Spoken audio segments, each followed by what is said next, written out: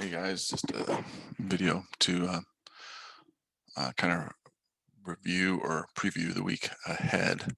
So the first thing we're going to look at is gold. Nice, really nice gold buys down here at 1707 last week. As you guys saw on the stream, you had several different rejection candles there that signified to you that the sellers were starting to lose momentum and that the buyers were coming in. Um, that's what that should tell you every time, that sellers had several hours there to try and push down. They did not. You started to get those tails longer than the body, and you started to get multiple tails with bodies, tails and the bodies shorter than the tail. That tells you that momentum to the upside and buyers are starting to come in. Then you make a really nice move up here, do a little bit of pullback to 1720, and you make your next move.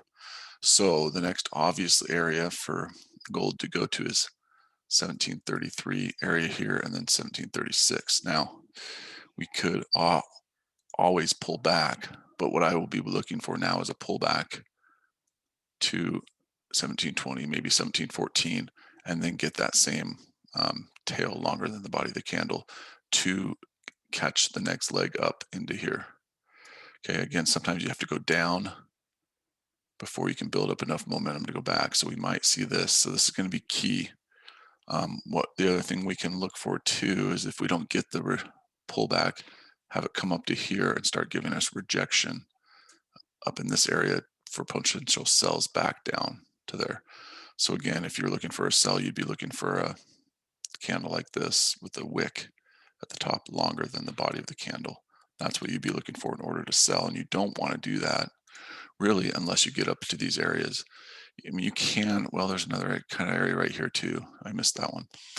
You don't want to sell or buy at areas where there's not really major support resistance, and it looks like there is this level here that I missed.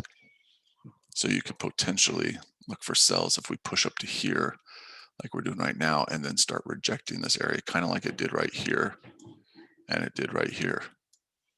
Okay, or we could pull back, give us rejection to buy. We could break up here, pull back, and then give us buys. So there's several different areas, but the 1728, 1727 level will be key. It is a significant level from March 11th. So we will see what happens, but this is kind of a key level at 1728. And we don't know if it'll gap over the weekend and go up. So again, one more time, a pullback down to this level, potentially down to this level. Look for opportunities to buy with a tail longer than the body, or change color. I like changing colors. I like the drawings, sorry. Or we come up to here, we start getting rejection like we did here and here for potential sells back down into here, and then we'd look for the buys. We could potentially come break up here with no signal at all, pull back, and then buy. So there's several different scenarios, but you're always looking for this candle if you're going to buy with a tail longer than the body, or you're looking for a wick longer than the body in order to sell. Okay, pretty easy stuff, not too difficult. The other thing nice about this, like we just talked about, is you can see the momentum really starting to build on that trade that we took on Friday. You can see the multiple candles closing with tails longer than the body. And that's telling you that, again, that buyers are coming into the market and they're starting to take control, and the sellers' momentum is starting to wane or starting to go away. Okay, so look for those kind of things when you're trading.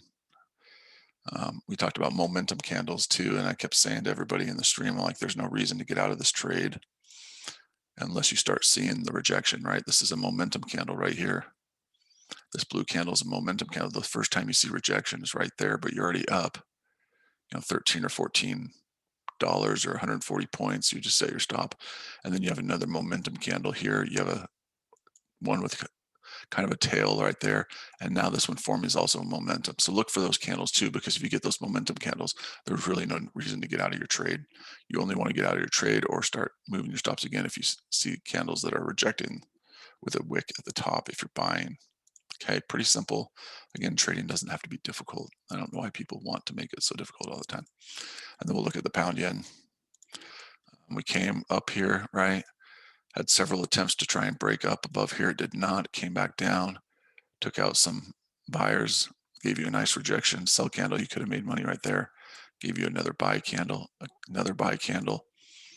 two in a row right there, closing at a pretty significant support level. Okay, so that was pretty significant because it came right back down and tested the area done before, and then you can see the move up. Now what we want to see is we broke above, right? We broke above that significant area at 151.68. We pulled back to this area right here. So this is a key level right here. If we get the rejection candle, we can buy it back up to potentially these highs up here. Now, if we come below and come below by 30 or 40 points, then pull back to that level with a candle to sell, then we can sell it and our target would be back down in there. Pretty easy stuff, right? So again, either we reject right here with a candle and we buy it up into this area, or we don't reject, we pull back, pull down and then pull back and we sell into that. Or another thing is it could just go up, right? But hopefully if it goes up, we get a signal to go up. I anticipate it testing the highs again, but we'll just wait and see. But we're at a pretty significant level because this was a major resistance that now becomes support. Let's get rid of some of these again. So this is a major resistance that finally broke and now becomes near-term support. So let's wait and see what happens around here. Anywhere around here, we start getting rejection with a buy candle like that, we want to buy. But if we don't get the buy candle and it pulls down and then pulls back, we want to sell, and that would be a candle like that. Pretty easy. It's not complicated. And again, if you just do the homework on it, you start circling every time you have a tail longer than the body, and you do that to the buy side and you can do it to the sell side, you'll see multiple opportunities you've had on the GJ as it's gone up here to take buys with that pattern playing out. And it's going to be extremely accurate if people would actually pay attention and not, do the silliness. But most people want to do the silliness. So if you would just look at that, you'd see that we're in a serious uptrend on the pound yen. The targets still are up at 154 from the monthly, 154 and 156. Okay, the 154 again is from this level right here. And then the 156 is obviously from there. And there's not a lot of, it won't take much of a push to get up there if you look at the weekly, because we've passed these areas here. And even that little small line, there's 200 points almost. So I think we're going to push up into this area here, and that would be pretty significant. So be looking for that. And let's just go back to the 1 hour chart one more time and just discuss, just make sure we understand what it is that we're looking for this week. We want to see rejection starting at this level right here for buys, and then a buy up, or we want to see it break below, pull back, and then a sell down. And again, if it just goes up without rejection, hopefully it won't, and then we come up to here, we can look for rejection to sell. So it's going to be a pretty easy week. We're going to make a lot of money this week. I'm excited. Can't wait for the week to get started. Plus I'm going to Hawaii, so that doesn't hurt either. But I will be here around all week, and even when I'm in Hawaii, I'll be available to the group. So yeah, that'll be good. And then on the US 30, just real quick on the US 30, we're at an area where we don't really have historical data anymore, right? We've broken every major time frame where there's historical data. So I will let Jarvis do the trading on the US 30 for the most part this week, just like I always do. But we need to form some more support and resistance areas before I really feel comfortable doing anything else.